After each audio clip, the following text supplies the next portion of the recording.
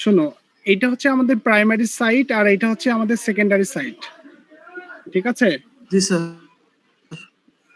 তো আমরা যখন আসলে সেকেন্ডারি সাইটে কোনো লোড কানেক্ট করি, তখন সেই লোডের জন্য একটা কারেন্ট সেকেন্ডারি থেকে সাপ্লাই দিতে হয়, তাই না? জি স্যার। মনে করো সেকেন্ডারি সার্কিটের আউটপুট ভোল্টেজ হচ্ছে V2। এখন তুমি যদি এর সাথে একটা লোড কানেক্ট করো, তখন সেই লোড মনে করো I2 পরিমাণ কারেন্ট নিবে। এখন I2 পরিমাণ কারেন্ট নেওয়া মানে হচ্ছে ও কি এখানে জেনারেট তৈরি করবে এটা কারেন্টটা? স্যার এটা তো বাইরে থেকে স্যার ভোল্টেজ দেওয়া হবে। মানে এই যে এখান থেকে যে কারেন্টটা সাপ্লাই দেওয়া হবে I2 পরিমাণ, সেই I2 ইফেক্ট, I2 পরিমাণ কারেন্ট যখনই সাপ্লাই দিতে যাবে, তখন ওই I2 কারেন্টের জন্য একটা ফ্লাক্স তৈরি হবে, যে ফ্লাক্সটা মেইন ফ্লাক্সকে বাধা দিবে, মেইন ফ্লাক্সের বিরুদ্ধে কাজ করবে। তাহলে মেইন ফ্লাক্সের বিরুদ্ধে কাজ করা মানে কি? মেইন ভোল্টেজের বিরুদ্ধে কাজ করা, তাই না? জি স্যার, ভোল্টেজ ডিক্রিজ।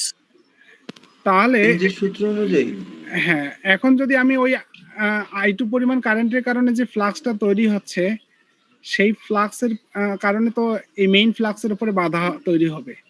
সেই বাধা যাতে তৈরি না হয়, তার মানে আমাকে কি করতে হবে? I2 পরিমাণ কারেন্টের সমান একটা কারেন্ট প্রাইমারি সার্কিট থেকে আমাকে সাপ্লাই দিতে হবে।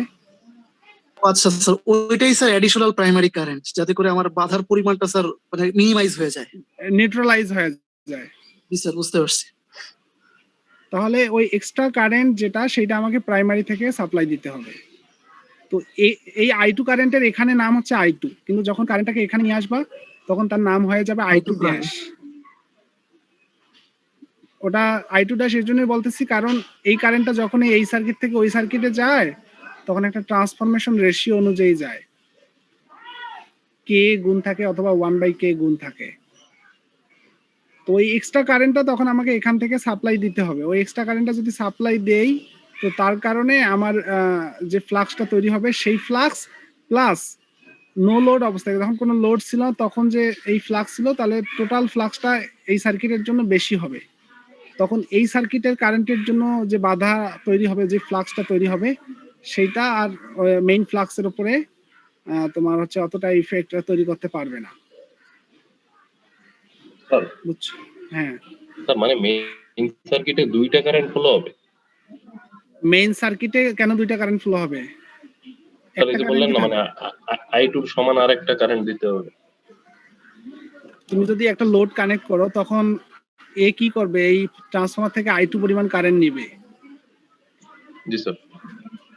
I2 পরিমাণ কারেন্ট যদি নেয়, তো I2 পরিমাণ কারেন্ট যদি এই সার্কিটে ফ্লো হতে থাকে, তখন তার কারণে কি হবে? একটা ফ্লাক্স তৈরি হবে না? জি স্যার। তো ওই ফ্লাক্সটা মেইন ফ্লাক্সের বিরুদ্ধে কাজ করে। তার মানে কি, এই কারেন্টের কারণে যে ফ্লাক্সটা তৈরি হবে, সেটা মেইন কারেন্টের যে ফ্লাক্স, মানে I0 অবস্থায় যে ফ্লাক্সটা ছিল, তার বিরুদ্ধে কাজ করবে। তাহলে কি হবে? মেইন ফ্লাক্সটা কমে যাবে না? জি স্যার। মেইন ফ্লাক্স কমে গেলে তো তুমি এখানে ভোল্টেজ V2 ধরে রাখতে পারবা না। আচ্ছা। তো এই জন্য মেইন ফ্লাক্স যাতে সবসময় কনস্ট্যান্ট থাকে, তার মানে কি করতে হবে? এই কারেন্টের সমপরিমাণ একটা কারেন্ট এই দিক থেকে এই সার্কিটে ফ্লো করাইতে হবে। জি স্যার। তাহলে কি হবে? এই এর সমান পরিমাণ কারেন্টের যদি কারণে এখানে একটা তুমি এখানে একটা কারেন্ট ফ্লো করাইতে পারো, তখন ওই কারেন্টের কারণে যে ফ্লাক্সটা তৈরি হবে, আর তখন এর ইফেক্টটা তখন আমরা কি করতে পারবো? নিউট্রালাইজ করতে পারবো। জি স্যার। স্যার বলতেছি যে স্যার মেইন সার্কিট কোনটা স্যার? বাঁ পাশেরটা না? মেইন সার্কিট বলতে এটা প্রাইমারি সার্কিট, এটা সেকেন্ডারি সার্কিট। হ্যাঁ, প্রাইমারি সার্কিট স্যার। প্রাইমারি সার্কিটে তো মানে অলরেডি একটা কারেন্ট ফ্লো হচ্ছে, ওই যে I0। I0 আছে, ওটা নো লোড অবস্থায়। নো লোড অবস্থায় যে কারেন্ট, তার নাম হচ্ছে I0। তো তার কারণে যে ফ্লাক্সটা তৈরি হচ্ছে, সেইটার কারণে আমরা V2 পাচ্ছি। এখন যদি তুমি এখানে লোড কানেক্ট করো, তখন লোড কানেক্ট করার সাথে সাথে সেকেন্ডারির কাছে একটা চাহিদা তৈরি হবে, এটা I2 কারেন্ট চাহিদা তৈরি হয়ে যাবে। তো I2 কারেন্ট যখন এখানে ফ্লো হওয়া শুরু হবে তখন আবার I2 কারেন্টের কারণে একটা ফ্লাক্স তৈরি হবে, যে ফ্লাক্সটা এই I0 এর কারণে যে মেইন ফ্লাক্স ছিল তাকে আবার বাধা দেওয়ার চেষ্টা করতে থাকবে। তো I0 এর কারণে যে ফ্লাক্সটা আছে সেটা যদি আবার কমে যায় তুমি এখানে কিন্তু V2 আর পাবা না। এজন্য আমরা করি কি I2 এর সমপরিমাণ কারেন্ট আমরা V1 সার্কিট থেকে সাপ্লাই দেই। দিলে কি হবে, V1 এর সার্কিট থেকে যদি আমরা I2 এর সমপরিমাণ I2 ড্যাশ বলে তাকে ওই পরিমাণ কারেন্ট সাপ্লাই দেই, তখন ওই I2 ড্যাশের কারণে এখানে যে ফ্লাক্সটা তৈরি হবে আর এখানে I2 কারণে যে ফ্লাক্সটা দুইজন বিপরীত, যার কারণে নিউট্রালাইজ হয়ে যাবে, আমাদের I0 এর কারণে যে মেইন ফ্লাক্সটা ওটা বজায় থাকবে। তাহলে এদিকে লোডও চলতেছে, তাহলে কি হচ্ছে তোমাকে এক্সট্রা পরিমাণ কারেন্ট এখানে সাপ্লাই দিতে হচ্ছে না লোড লাগাইতে গেলে। আসলে এটা যদি স্টাডি না করো তাহলে তো সমস্যা। স্যার তাহলে কি যখন লোড থাকে তখন স্টাডি কি আমরা করতে হবে, তাহলে তো জিনিসটা প্রাইমারি ক্লিয়ার হতো আজকে। তোমরা যদি পড়াশোনা না করো আমি কি করবো বলো? যদি স্যার তাহলে লোড থাকে একবার যদি কেউ পড়ে থাকো, বুঝি না। তো বলতেছিলাম স্যার যদি স্যার লোড থাকে তখন কি তাহলে স্যার প্রাইমারি সার্কিটে I0 প্লাস I2 পরিমাণ কারেন্ট প্রবাহিত হচ্ছে?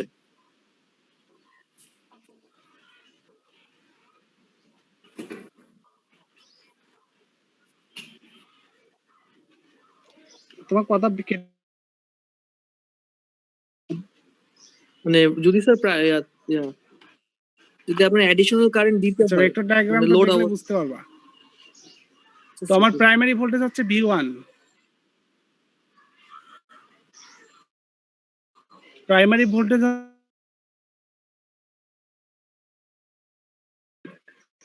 এটা তো তোমরা জানো, জি স্যার। V1 এটা হচ্ছে প্রাইমারি ভোল্টেজ আর এটা হচ্ছে আমার লোন লোড কারেন্ট I0। এখন যদি আমরা তাহলে কি পাবো, যদি ট্রান্সফরমারটা অপারেশনে যায় তখন আমরা অটোমেটিক E2 ভোল্টেজ পাবো না, এখানে স্যার। E1 তৈরি হয় আর এখানে E2 তৈরি হয়, তাহলে E2 পাবো না? জি স্যার। এখন যদি কোনো লোড কানেক্ট করো তাহলে লোডের কারণে কি হবে, I2 কারেন্ট তৈরি হবে। জি স্যার। এখন লোডটা যদি হচ্ছে রেজিস্টিভ হয় অর্থাৎ নন ইন্ডাকটিভ রেজিস্টিভ হয়, তাহলে ওই লোড কারেন্ট I2 এবং ভোল্টেজ যেটা সেকেন্ডারি সেটা সেম একই ফেজে ফেজে থাকবে। জি স্যার, একই ফেজে থাকবে। সেম ফেজে থাকবে। জি স্যার। এখন সেকেন্ডারিতে আমার I2 কারেন্ট চাচ্ছে, তাহলে I2 কারেন্টের কারণে যে ইফেক্টটা তৈরি হবে সেটাকে আমার নিউট্রালাইজ করতে হবে। এই জন্য আমরা করি কি এর সমপরিমাণ একটা কারেন্ট প্রাইমারিতে নেই। তাহলে দেখো সেটার নাম হচ্ছে I2 ড্যাশ, সেখানে I2 ড্যাশ দেওয়া নাই। I2 এর সমপরিমাণ মানে তাহলে কি হবে, এই ম্যাগনিটিউডটা আর ম্যাগনিটিউড সেম, কিন্তু এর উল্টা একটা কারেন্ট কোন দিকে নিতে হবে, প্রাইমারিতে। জি স্যার। তাহলে সেইটার নাম হচ্ছে I2 ড্যাশ। তাহলে প্রাইমারিতে এবার তো কয়টা কারেন্ট হলো, একটা আগের ছিল I0 আর এবার নতুন আসলো কে, I2 ড্যাশ, I2 প্রাইম। তাহলে দুইটাকে যদি আমরা সামান্তরিকের সূত্র অনুযায়ী যোগ করি তাহলে আমার কি হবে, নেট কারেন্ট পাওয়া যাবে I1। নেট কারেন্ট I1 পাওয়া। তাহলে লোড যখন কানেক্ট করবা তখন তোমাকে সাপ্লাই দিতে হবে I1 কারেন্ট, যেটা সমষ্টি অফ I2 প্রাইম এবং I0। কত সহজ। এখন লোডটা যদি হয় ইন্ডাকটিভ তার মানে কি, ভোল্টেজটা লিডে আছে, কারেন্ট লাগে। হ্যাঁ, তাহলে এই পরিমাণ কারেন্ট আবার এবার উল্টা করে না এদিকে I2 প্রাইম আর আগের আছে I0, দুইটা যোগ করো I1। যদি ক্যাপাসিটিভ হয় তখন কি হবে, এটা ভুল আছে এখানে, তো স্যার ল্যাগে যাবে আর কারেন্টটা ল্যাগে যাবে, মানে উল্টা দিকে হবে। এই I2 টা হবে লিডে, এই যে U2 জি আগে। স্যার, এই পাশে। জি স্যার, ডান স্যার পাশে। এইটাও ইন্ডাকটিভের জন্যই বলা আছে। এটা যদি ক্যাপাসিটিভ দেখাইতে চাও তখন হচ্ছে এটা এই দিকে নিতে হবে, লিডে চলে যাবে। ঠিক আছে।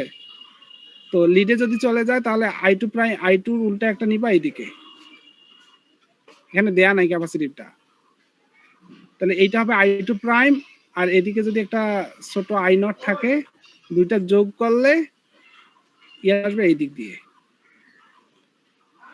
এই হচ্ছে যে বিভিন্ন ধরনের লোড কানেক্ট করলে প্রাইমারিতে আমার যে I1 কারেন্ট সাপ্লাই দিতে হয় সেটা কাদের কাদের নিয়ে তৈরি হয় সেটা দেখানো হয়েছে, এবং তাদের অ্যাঙ্গেলগুলো আমরা এখানে দেখতে পাচ্ছি। রেজিস্ট্যান্স যখন রেজিস্টিভ লোড হবে তখন অ্যাঙ্গেল কেমন হবে, ইন্ডাকটিভ হলে অ্যাঙ্গেল কেমন হবে, যদি ক্যাপাসিটিভ কানেক্ট করি তখন অ্যাঙ্গেল কেমন হবে, বুঝতে পারছো? স্যার ফিগার সি এর জন্য নিচে একটা ইকুয়েশন ফর্ম করা আছে, ওইখানে একটু সমস্যা। ওইটা অত কিছু তোমাদের লাগবে না, জাস্ট বেসিক জিনিসটা বুঝলেই হবে। এটুকু বুঝছো? জি স্যার, একটু বোঝা গেছে। হ্যাঁ, তোমাদের আসলে এত ডিটেলস নেই, আমি জাস্ট বোঝাচ্ছি যাতে তোমাদের পরবর্তীতে সুবিধা হয়।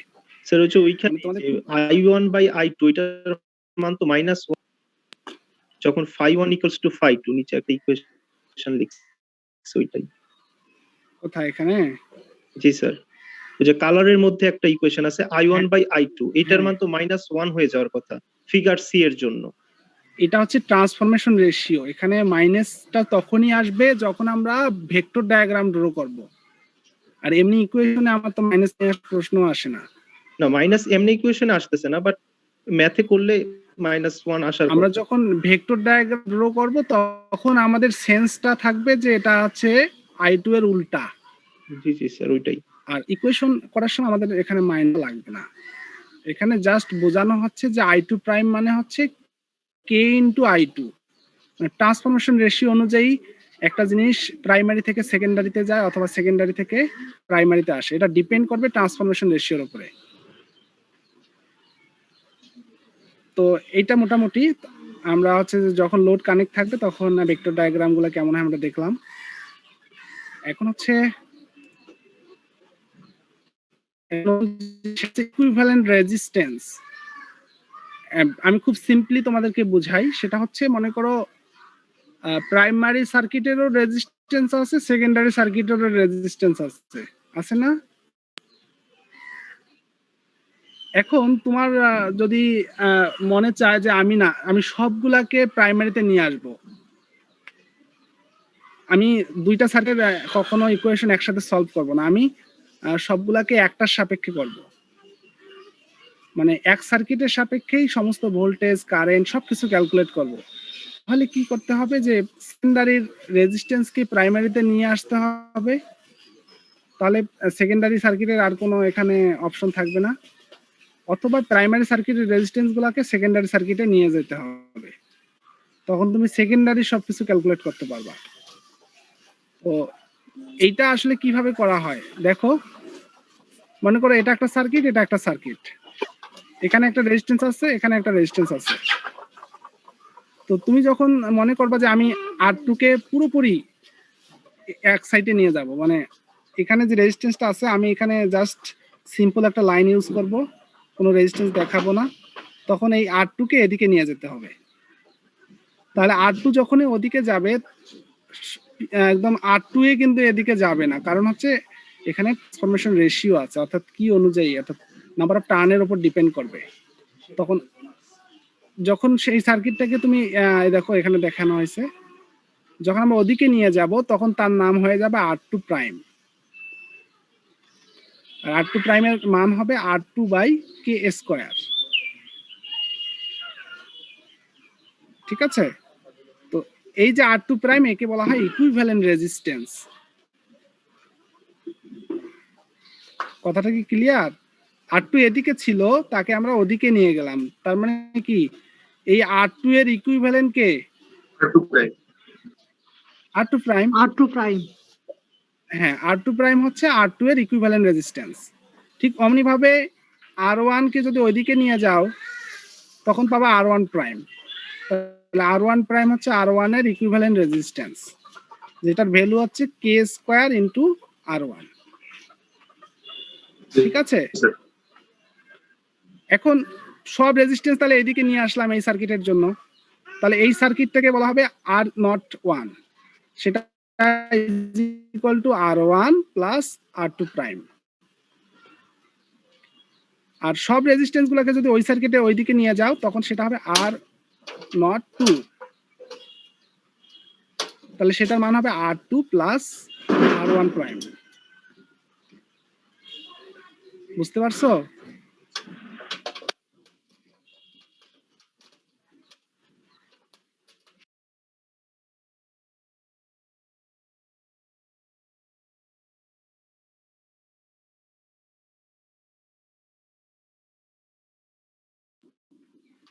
তাহলে এখানে equivalent resistance of the transformer as refer to secondary, আর এটা হচ্ছে equivalent or effective resistance of the transformer as refer to primary. সব রেজিস্ট্যান্স গুলোকে এইদিকে নিয়ে আসলে সেটা প্রাইমারি সাপেক্ষে ক্যালকুলেট করা যাবে, আর সব রেজিস্ট্যান্স গুলোকে ওইদিকে নিয়ে গেলে সেটা সেকেন্ডারি সাপেক্ষে ক্যালকুলেট করা যাবে।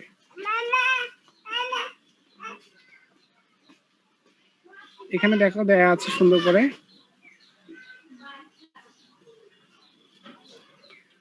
বিষয়টা কি ক্লিয়ার হয়েছে? ইকুইভ্যালেন্ট রেজিস্ট্যান্স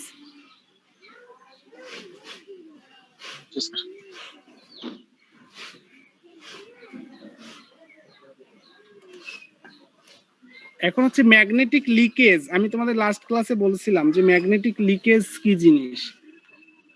ম্যাগনেটিক লিকেজটা দেখো, স্যার আবার একটু বললে ভালো হতো স্যার, ম্যাগনেটিক লিকেজটা মানে। হ্যাঁ সেটাই দেখাবো, যে আমার মেইন টার্গেট হচ্ছে সব ফ্লাক্স গুলা যেন কোরের মধ্যে থাকে, সবাই যেন কোরের মধ্য দিয়ে চলাফেরা করে। কিন্তু দেখো দুই একজন দুষ্টামি তো থাকে, দুষ্ট থাকে, তারা দিয়ে চলাফেরা করে। এগুলোই হচ্ছে লিকেজ। আমি তোমাদের পানির পাইপের কথা বলছিলাম, এগুলো হচ্ছে লিকেজ। সাইড দিয়ে যায় আবার এখানে প্রবেশ করে, এই সাইড দিয়ে যে গেল এটাই হচ্ছে লিকেজ। তো লিকেজ কে রিপ্রেজেন্ট করার জন্য আমরা সাধারণত এরকম রিঅ্যাক্টিভ কম্পোনেন্ট ইউজ, ম্যাগনেটিক জিনিসগুলোকে আমরা লিকেজ গুলাকে রিপ্রেজেন্ট করার জন্য আমরা এরকম রিঅ্যাক্টিভ, আর এদিকে রিঅ্যাকট্যান্সটা হচ্ছে X2। এগুলো হচ্ছে লিকেজের রেসপেক্টে আমরা ইউজ করি।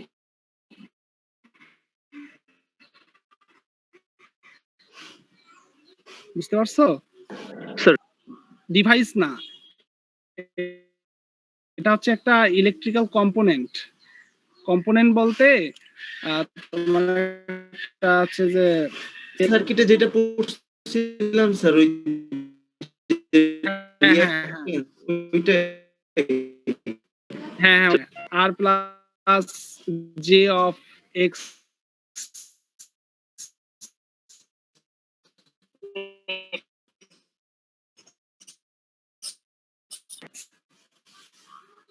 যেটা ইন্ডাকটেন্স হতে পারে অথবা ক্যাপাসিটেন্সের কারণেও হতে পারে, হচ্ছে রিঅ্যাক্টিভ কম্পোনেন্ট।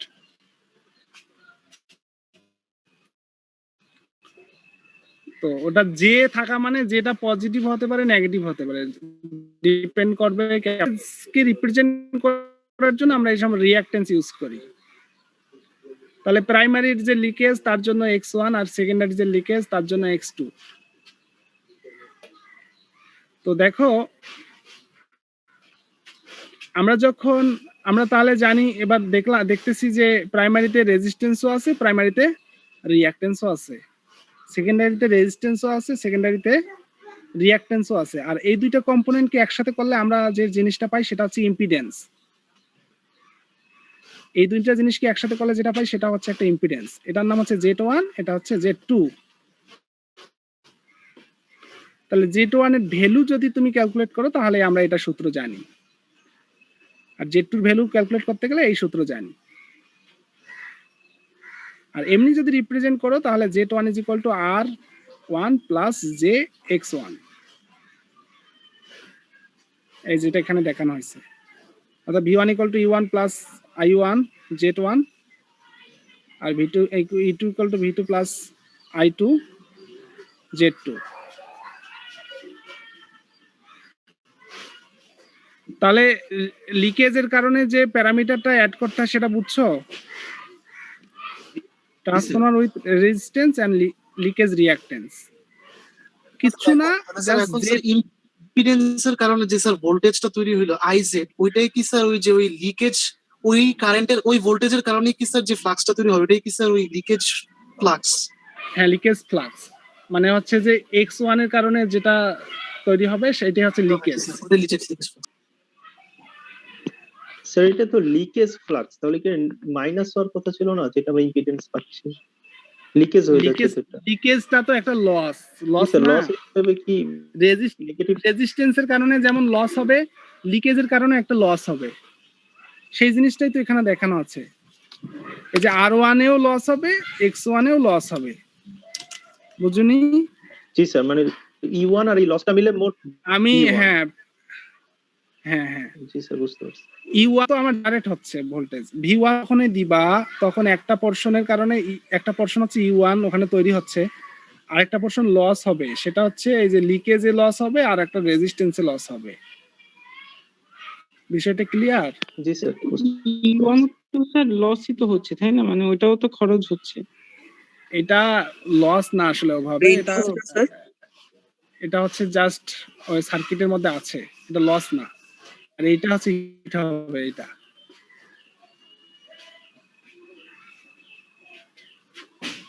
E1 তো ইনডিউসড, তাই না? হ্যাঁ, ইনডিউসড।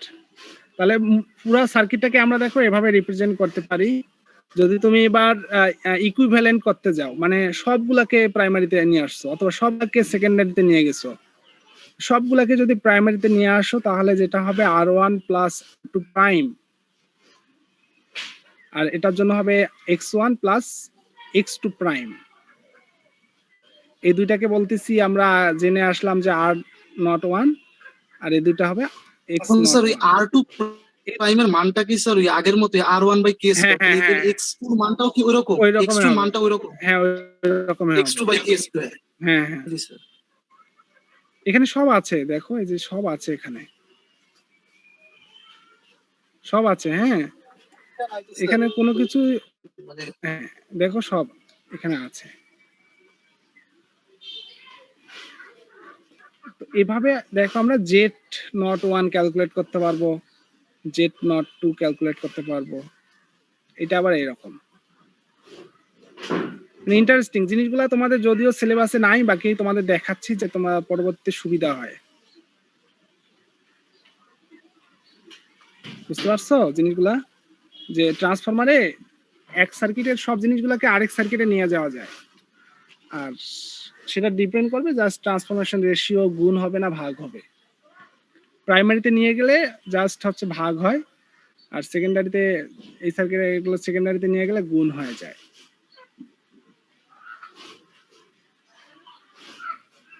এই ম্যাথগুলো লাগবে না তোমাদের।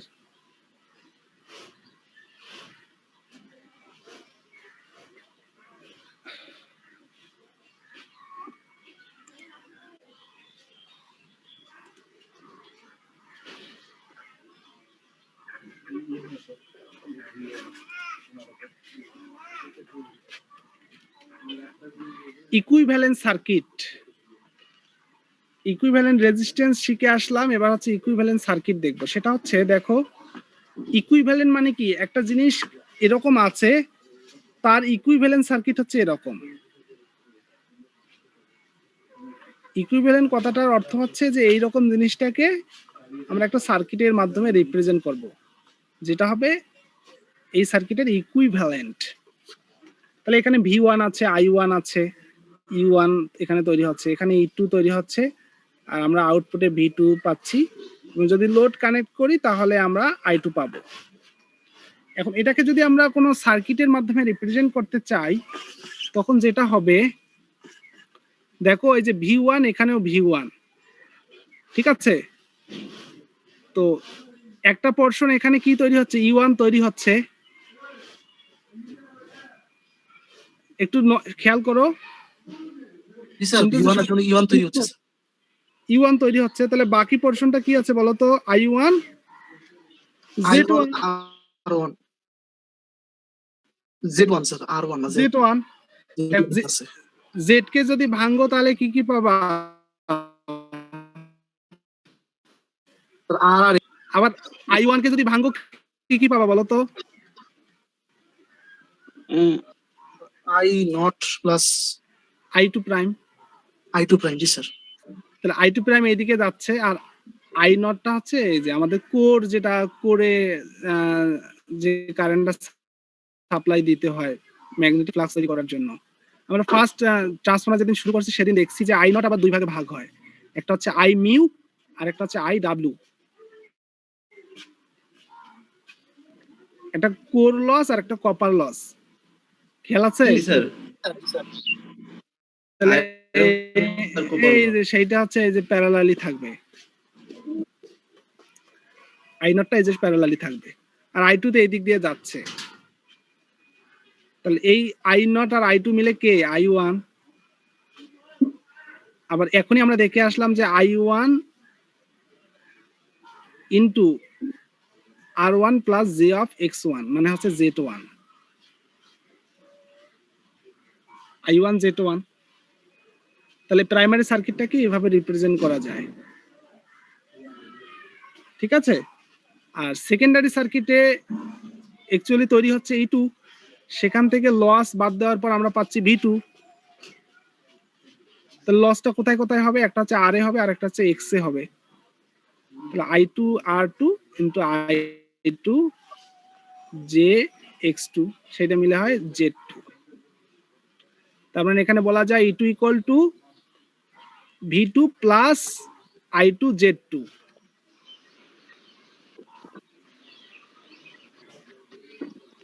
বুঝতে পারছো? E2 equal to V2 plus J of I2 Z2। তাহলে এইটার ইকুইভ্যালেন্ট সার্কিট হচ্ছে এইটা। তোমাদের এটুকু হলেই হবে, আর আমি কমপ্লেক্সে যাচ্ছি না। এগুলো সাধারণত ইলেকট্রিক্যালদেরকে পড়ানো হয়, মানে এত ডিটেলস তোমাদের আসলে সিলেবাসে নাই আর লাগবেও না তোমাদের।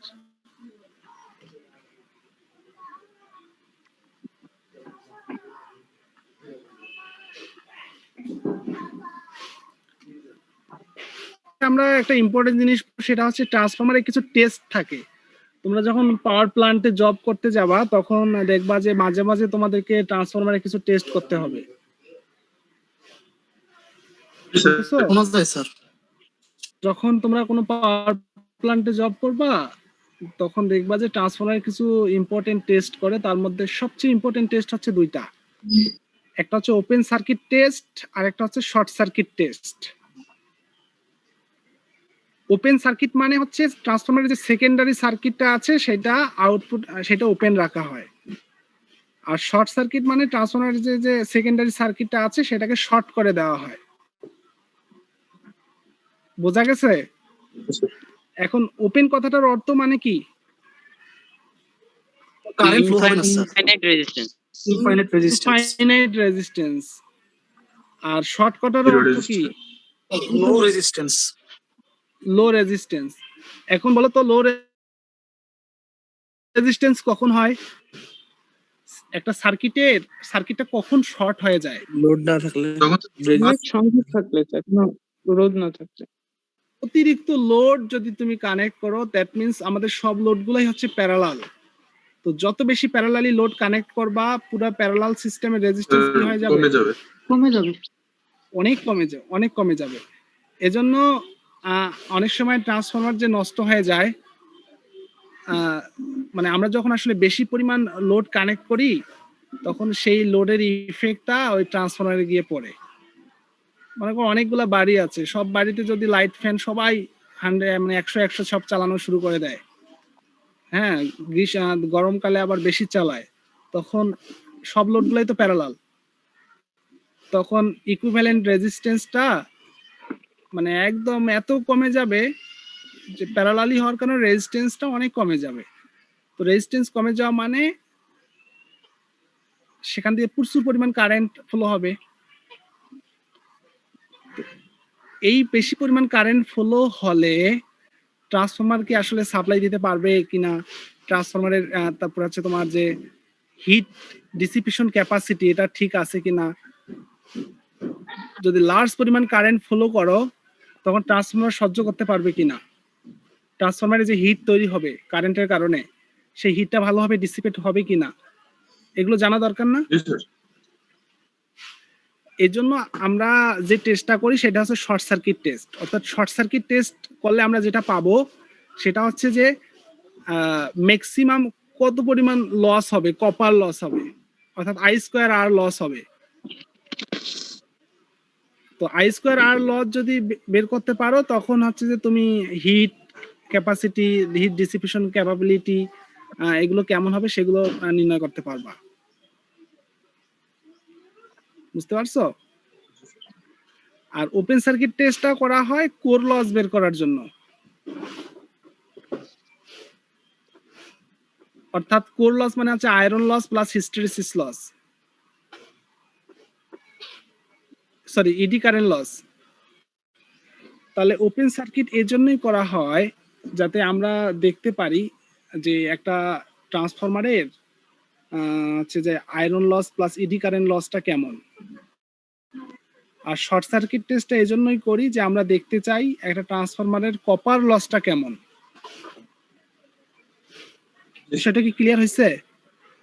এই দুইটা লস যদি তুমি বের করতে পারো তাহলে একটা ট্রান্সফরমারের পারফরমেন্স কেমন হবে সব ইয়েগুলো বের করা যাবে।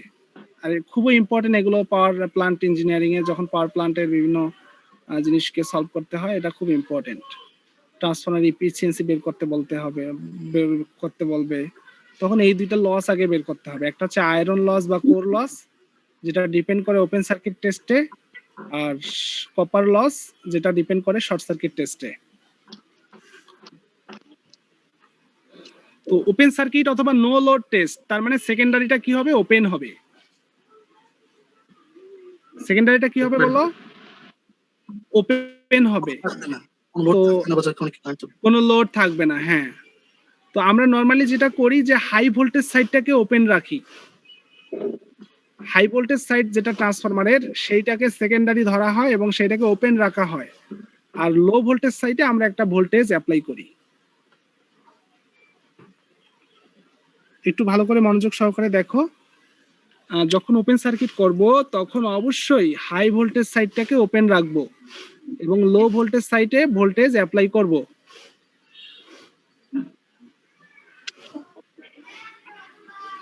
বলতো কেন আমরা এখানে হাই ভোল্টেজটাকে ওপেন রাখতেছি আর লো ভোল্টেজে ভোল্টেজ অ্যাপ্লাই করতেছি?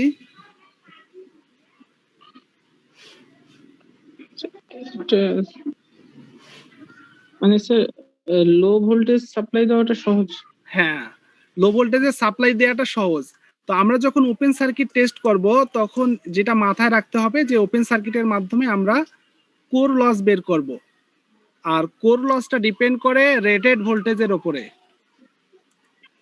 কোর লস ডিপেন্ড করে রেটেড ভোল্টেজের উপরে। তো রেটেড ভোল্টেজ কোন দিক থেকে দেওয়া সহজ হবে?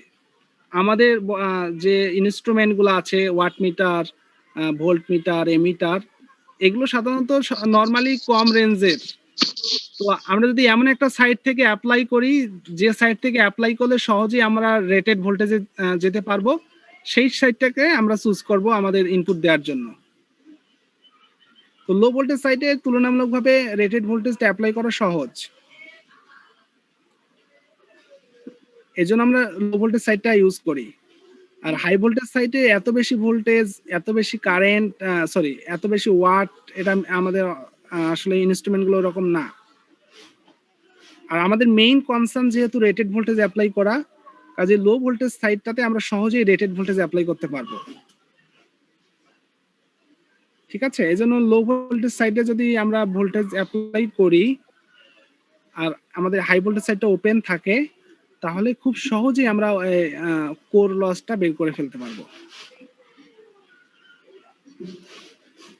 আর নো লোড অবস্থায় যে কারেন্টটা ফ্লো হয় সেটা সাধারণত খুব কম হয়, 2 থেকে 10%, মানে খুব নেগলিজেবল একটা কারেন্ট। তো এই সার্কিটটা খুব সুন্দর করে বারবার ড্র করে প্র্যাকটিস করবা তোমরা। এটা পরীক্ষার জন্য প্লাস বিভিন্ন ভাইভাতে আসে, খুবই আসে, চাকরির ভাইভাতেও আসে, প্লাস আমাদের ইন্টারনাল বিভিন্ন এক্সামগুলোতেও আসে এই টেস্টের সার্কিটগুলা, প্লাস কিভাবে করা হয়।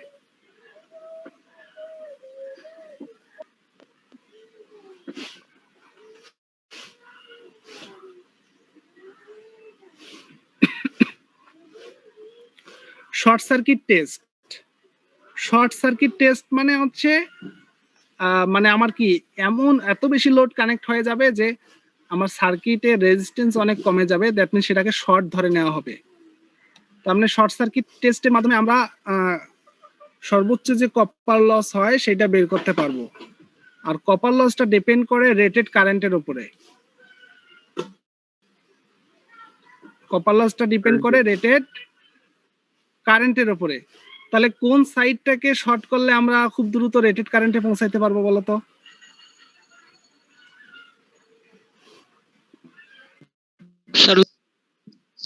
হ্যাঁ, লো ভোল্টেজ সাইডে কারেন্ট এমনিতেই বেশি, লো ভোল্টেজ সাইডে কারেন্টটা এমনিতেই বেশি, কাজে ওইটা যদি শর্ট করে দেই খুব সহজে আমরা রেটেড কারেন্টে পৌঁছাতে পারবো। তো দেখা যাবে যে হাই ভোল্টেজ সাইডে অল্প ভোল্টেজ অ্যাপ্লাই করার সঙ্গে সঙ্গেই, অল্প একটু ভোল্টেজ অ্যাপ্লাই করার সঙ্গে সঙ্গেই এখানে আমার শর্ট হয়ে গেছে, রেটেড কারেন্টে চলে গেছে, লো ভোল্টেজ সাইডটা রেটেড কারেন্টে চলে গেছে।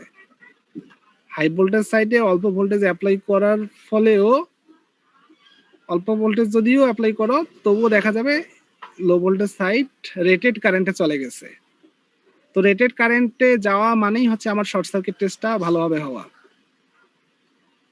তো তখন আমরা সেখান থেকে আমরা কপার লসটা বের করতে পারবো। এই জিনিসগুলো এখানে দেয়া আছে। তো এই দুইটা টেস্ট খুব ইম্পর্টেন্ট। একটা হচ্ছে ওপেন সার্কিট, যেটা ডিপেন্ড করে ভোল্টেজের উপরে, যার মাধ্যমে আমরা কোর লস বের করি, এটা একটা ইম্পর্টেন্ট। আর একটা হচ্ছে আমার শর্ট সার্কিট টেস্ট, যেটা ডিপেন্ড করে রেটেড কারেন্টের উপরে এবং যার মাধ্যমে আমরা কপার লস বের করতে পারি। এই 6টা কথা খুব মনে রাখতে হবে তোমাদেরকে। শর্ট সার্কিট হচ্ছে ভোল্টেজের উপর, শর্ট সার্কিট ডিপেন্ড করে কারেন্টের উপরে, আর ওপেন সার্কিট ডিপেন্ড করে ভোল্টেজের উপরে। স্যার কপার লসটা তাহলে সে কিভাবে বের হবে, মানে কোন ক্যালকুলেশন করলে পাবো? এই যে এখানে ক্যালকুলেশন আছে।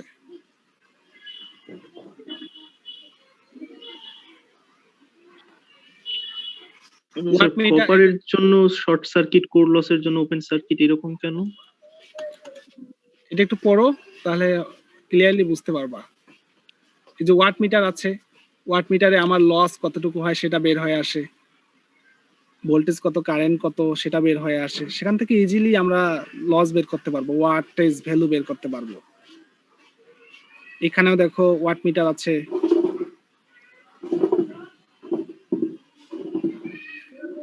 ভোল্ট মিটার আছে, এমিটার আছে। এখান থেকে আমরা খুব সহজেই কতটুকু কপার লস হচ্ছে সেটা বের করতে পারবো। কপার লসটা কম হলে তো ট্রান্সফরমারের মানটা আরো ভালো হবে নাকি? মানে এখানে তো স্যার এটা কত হবে ডিপেন্ড করবে আসলে লোড ক্যাপাসিটি কত, কেভিএ রেটিং কত সেটার উপরে, বুঝছো? সবাই তো চায় যে মিনিমাইজ হোক, কিন্তু মিনিমাইজ করতে গেলে আরো অনেক প্যারামিটারকে চেঞ্জ করতে হয়। তো সাধারণত ট্রান্সফরমার এফিসিয়েন্সি অনেক হাই হয়, 95, 6, 7, অনেক হাই। লসলেস ডিভাইস ধরা হয়, বুঝছো? লস গুলা খুবই কম, ট্রান্সফরমারের লস খুবই কম, খুবই মানে আইডিয়াল টাইপেরই বেশি, ওইভাবে ডিজাইন করা থাকে।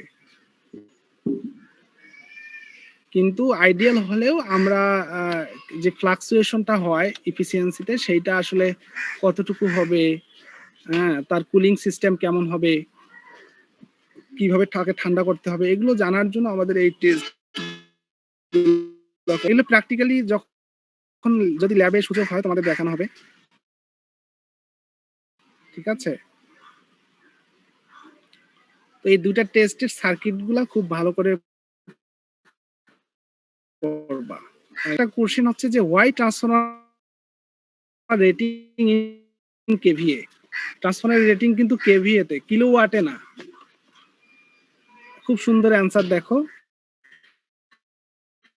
As current short circuit test এটা হয়েছে, আর ওপেন সার্কিট টেস্টে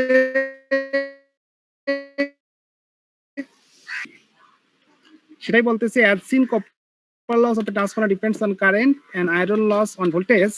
Hence, total transformer loss depends on volt ampere, একটাতে ভোল্টেজ আর একটাতে কারেন্ট মানে ampere, and not on phase angle. Phase অ্যাঙ্গেলের উপর ডিপেন্ড করতেছে না লসগুলা ফেজ অ্যাঙ্গেলের উপর ডিপেন্ড করতেছে না between voltage and current, hence it is independent of load power factor। কাজে এটার সাথে কোনো পাওয়ার ফ্যাক্টর নাই। That's why rating of transformer is in KVA not kilowatt. KVA কে কিন্তু পাওয়ার ফ্যাক্টর দিয়ে গুণ করলে কি পাবা বলো তো? কিলোওয়াট পাবা। এই সুন্দর অ্যান্সারটুকু তোমাদের সবসময় মনে রাখতে হবে। বুঝতে পারছি? স্যার কেভিএ কে 1000 দ্বারা 1000 দ্বারা গুণ করলেই তো স্যার কিলোওয়াট পাচ্ছি নাকি? 1000 দিয়ে গুণ করে কিলোওয়াট পাবা। না স্যার, একই তো হওয়ার কথা যে কিলো ভোল্টেজ আর এটা অ্যাম্পিয়ার। ভোল্ট এম্পিয়ার, তার সাথে যদি পাওয়ার ফ্যাক্টর গুণ করো তখনই কিলোওয়াট পাবা। তোমরা ভোল্ট অ্যাম্পিয়ার আর ওয়াট একই না স্যার? ভোল্ট কেমন করে? অল্টারনেটিং কারেন্ট একই হবে না তো। আচ্ছা তোমরা এসি সার্কিটে একটু দেখো কেভিএ, কিলোওয়াট, পাওয়ার ফ্যাক্টর এদের রিলেশন কি? Power factor cos theta is equal to কি হবে বলো? Kilowatt by kVA. Sine theta is equal to কি হবে? ভার, কে ভার ডিভাইডেড বাই কেভিএ। তোমরা ভারের নাম শুনছো? ভার? জি স্যার, রিঅ্যাক্টিভ পাওয়ারের ক্ষেত্রে হ্যাঁ হ্যাঁ, ভার, তারপরে কিলোওয়াট, তারপরে আছে কেভিএ, এদের সাথে সাইন থিটা কস থিটার রিলেশন গুলা এটা ভালো করে দেখো একটু।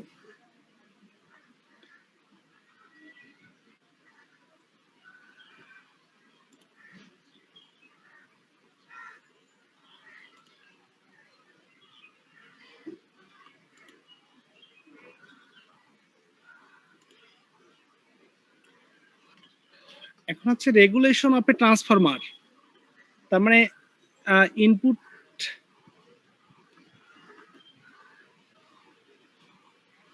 মনে করো ট্রান্সফরমারের আউটপুটে পাচ্ছ এইটা যদি হয়, অর্থাৎ V nought two, no load অবস্থায় যে ভোল্টেজ পাবা আউটপুটে, যদি লোড কানেক্ট করো তাহলে কিন্তু ভোল্টেজটা আর ওই এরকমই থাকবে না। মনে করো নো লোড অবস্থায় ভোল্টেজ 200 আউটপুটে, লোড কানেক্ট করলে অটোমেটিক ভোল্টেজটা কমে যায়। তো এই যে নো লোড অবস্থায় ভোল্টেজ এবং ফুল লোড অবস্থায় ভোল্টেজের যে পার্থক্য সেটাকে বলা হয় রেগুলেশন। রেগুলেশনকে আমরা পার্সেন্টেজ আকারে এক্সপ্রেস করি, অর্থাৎ no load minus full load voltage divided by no load দ্বারা ভাগ। এটা হলে তখন বলা হয় রেগুলেশন ডাউন, আর রেগুলেশন আপ হচ্ছে no load minus full load divided by full load. এটা দ্বারা ভাগ দিলে তখন রেগুলেশনটা আপ এই আকারে প্রকাশ করা যাবে। তো ট্রান্সফরমারের রেগুলেশন যখন আমরা প্রকাশ করি তখন অবশ্যই বলে দিতে হয় আপ না ডাউন, অর্থাৎ কাকে দিয়ে ভাগ দিছো। তোমাদের এটুকু জানলে হবে।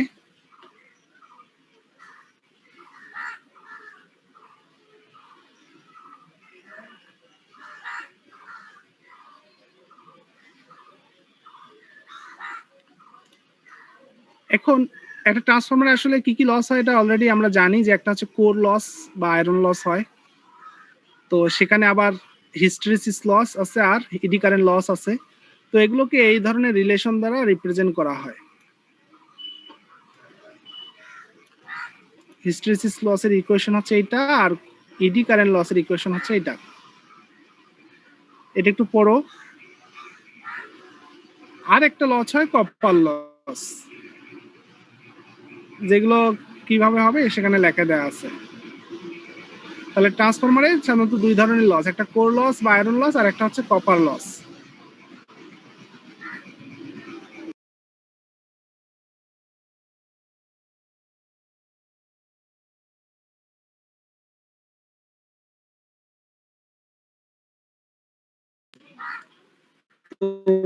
আমরা যদি ইফিসিয়েন্সি বের করতে চাই তাহলে অবশ্যই কি করতে হবে? ইনপুট, আউটপুট বাই হ্যাঁ, এফিসিয়েন্সি আউটপুট ভাগ ইনপুট, না আউটপুট তো আউটপুটে, আর ইনপুট মানে হচ্ছে output plus loss, copper loss, iron loss. তাহলে এটা ইকুয়েশন। এখন কোন কন্ডিশনে আমরা ট্রান্সফরমারে ম্যাক্সিমাম এফিসিয়েন্সি পাবো? স্যার লস গুলো 0 হয় স্যার। লস লস লস কেমন জিরো হবে? মানে লসটাকে স্যার যত কম করা যাবে তত স্যার এফিসিয়েন্সিটা 100% এর দিকে approach হ্যাঁ হবে। হ্যাঁ হ্যাঁ হ্যাঁ হ্যাঁ, এই জন্যই তো কাজ চলতেছে, রিসার্চ চলে যে একটা সিস্টেমকে ম্যাক্সিমাইজ করা, আউটপুটটা আরো ভালো করা, আরো সুন্দর করা। এই জন্য তো আসলে ডিভাইস গুলো যে আমরা তৈরি করতেছি, এগুলো তো মেইন টার্গেটই হচ্ছে যে আরো এফিসিয়েন্সি কিভাবে বাড়ানো যায়, এটাই তো কাজ। 100 হলে তো কেউ আর কাজ করতো না। তাহলে দেখো কপার লস হচ্ছে আমরা দুইভাবে রিপ্রেজেন্ট করতে পারি। যদি প্রাইমারি সার্কিটের সাপেক্ষে কল্পনা করি তাহলে I1 স্কয়ার আর নট 1, যদি সেকেন্ডারি সার্কিটের সাপেক্ষে কল্পনা করি তাহলে I2 স্কয়ার আর নট 2। এই R2 আর নট 2 এর মধ্যে কিন্তু প্রাইমারিও আছে সেকেন্ডারিও আছে, তোমরা এটা আগে দেখলা, আর এটার মধ্যেও প্রাইমারি আছে সেকেন্ডারি আছে। কপার লসকে তাহলে দুইভাবে রিপ্রেজেন্ট করা যাচ্ছে। আর আয়রন লস হচ্ছে hysteresis loss plus eddy current loss. ঠিক আছে, তো এটা হচ্ছে আমার আয়রন লস।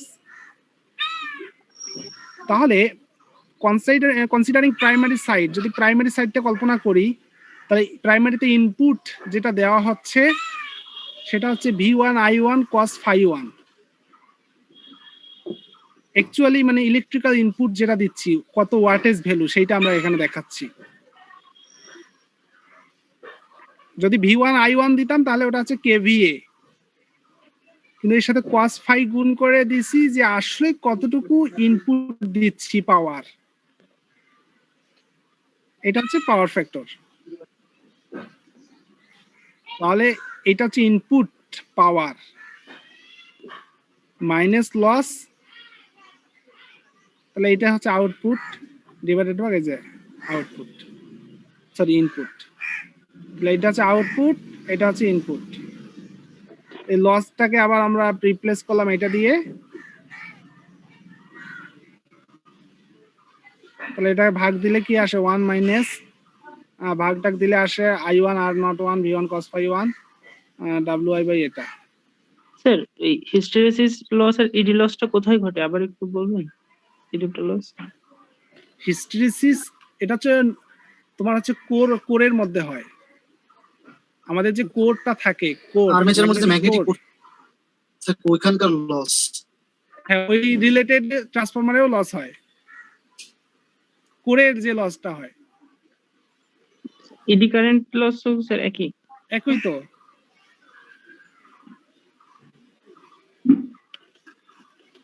তাহলে দেখো আমরা এটা হচ্ছে ইকুয়েশন পেলাম। এখন এটাকে যদি ডিফারেন্সিয়েটিং করি I1 এর সাপেক্ষে, ঠিক আছে, I1 এর সাপেক্ষে ডিফারেন্সিয়েটিং করলে আমরা পাবো এরকম পাই। আর ডিফারেন্সিয়েটিং এর ইকুয়েশনটা এমন হবে, বুঝি না,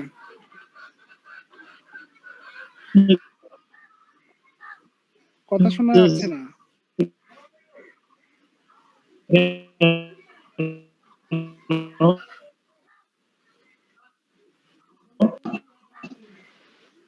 আমি কথা শুনতে পারিনি, বুঝি না, বলো আবার, তোমার কথাটা ক্লিয়ার শোনা যায়নি।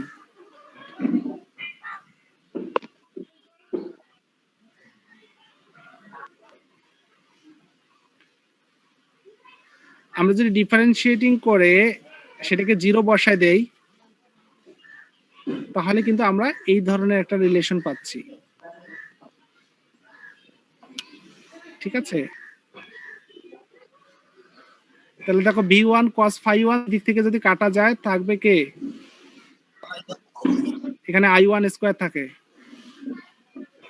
তাহলে WI is equal to I1 square R nought 1, আর WI মানে কি আয়রন লস, আর I1 স্কয়ার আর নট 1 মানে কি লস।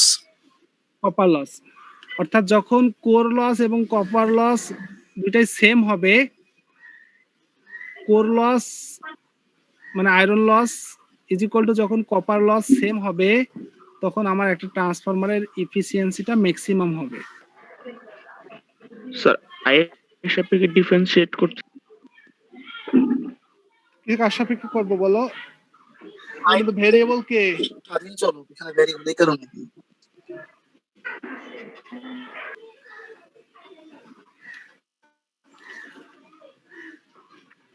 তাহলে আমরা এভাবে এফিসিয়েন্সি, এই খুব ভেরি ভেরি ইম্পর্টেন্ট এটা পরীক্ষার জন্য তোমাদের।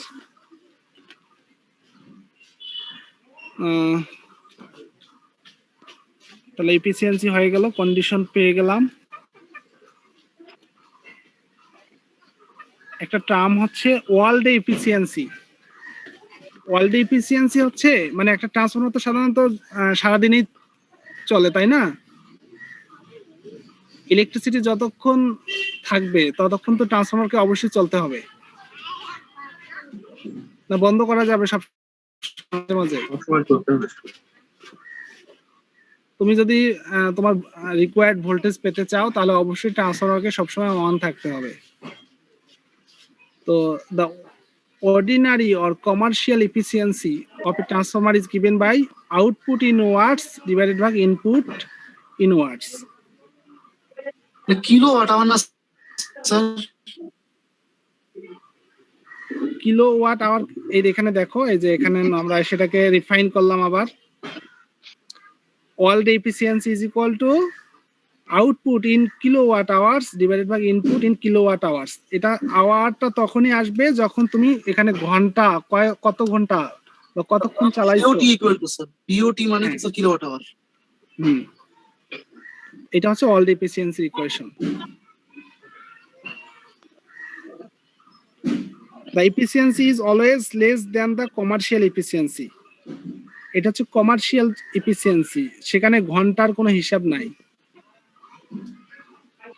আর যখন অল ডে হিসাব করব তখন এখানে ঘন্টার হিসাবটা আসবে। কমার্শিয়াল মানে হচ্ছে একটা ট্রান্সফরমার জাস্ট যারা তৈরি করে তারা একটা এফিসিয়েন্সি বলে দেয় যে এটা ইনপুট এত নিলে আউটপুট এত দিবে, কিন্তু তুমি যদি সেটাকে কতক্ষণ চালাবা সেটার উপর বেস করে হিসাব করো তখন সেটা হবে অল ডে এফিসিয়েন্সি।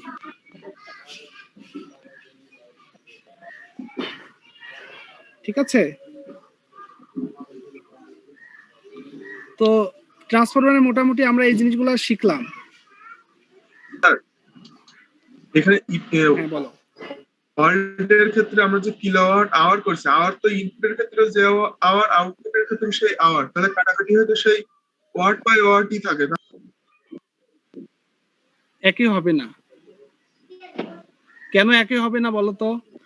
ইনপুট তো একটা মনে করো তুমি একটা ফিক্সড জিনিস ইনপুট দিছো 10 ঘন্টা ধরে, কিন্তু আউটপুট কি 10 ঘন্টা ধরে সেম নিছো? মনে করো প্রথম 2 ঘন্টা একরকম নিছো, পরের 3 ঘন্টা আরেক রকম নিছো, তারপরের 5 ঘন্টা আরেক রকম নিছো, তাই না? আমরা তো আউটপুট সবসময় একই রকম ইউজ করি না। দেখা যায় দিনের বেলা আমাদের ফ্যান বেশি চালাইতে হয়, আবার বিকালের দিকে ফ্যান কম চালিত, তার মানে এক এক ঘন্টায় এক এক রকম আমরা আউটপুট নিচ্ছি। এই জন্যই হচ্ছে যে এখানে আওয়ারটা বসাইছে। বিষয়টা ক্লিয়ার? এই যে এখানে দিছে, এই যে এক এক সময় এক এক রকম দিছে। তো এই যে 2-1টা অঙ্ক আছে এখানে, একটু দেখো। অল ডে এফিসিয়েন্সি 2-1টা অঙ্ক দেখো এখানে।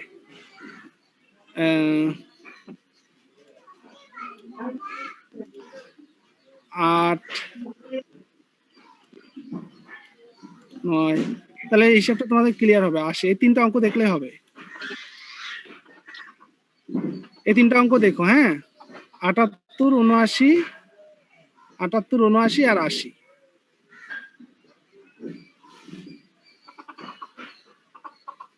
তো ইফিসিয়েন্সি পর্যন্ত মোটামুটি শেষ। আমরা ইনশাল্লাহ পরের ক্লাসে 3 ফেজ ট্রান্সফরমার দেখবো, তার বিভিন্ন ধরনের কানেকশন গুলো কেমন এটা একটু দেখবো। তো আজকে এই পর্যন্তই। স্যার আমার একটা কোশ্চেন ছিল স্যার। হ্যাঁ, বলো। ম্যাক্সিমাম এফিসিয়েন্সি যখন আমরা কন্ডিশনটা বের করতেছিলাম তখন স্যার এফিসিয়েন্সি ডিফারেন্সিয়েশনটাকে জিরো ধরাটা মানে প্রয়োজন ছিল কেন স্যার, বা ওইটাকে এটা জিরো আমি- ধরে কি জন্য আমরা স্যার এই জিনিসটা আমি জেনারেটরে তোমাদের ডিসকাস করছি অনেকক্ষণ, জেনারেটরে ডিসকাস করছি, ওই ক্লাসটা একটু দেখো। জি স্যার জি স্যার। জিরো হলে ওটা ম্যাক্সিমাম। ঠিক আছে, স্যার স্লাইডটা তো আজকে এই পর্যন্ত। একটু হ্যাঁ আপলোড হ্যাঁ হ্যাঁ অবশ্যই আপলোড দিব। তো ঠিক আছে ইনশাল্লাহ। আসসালামু আলাইকুম স্যার। ওয়ালাইকুম আসসালাম।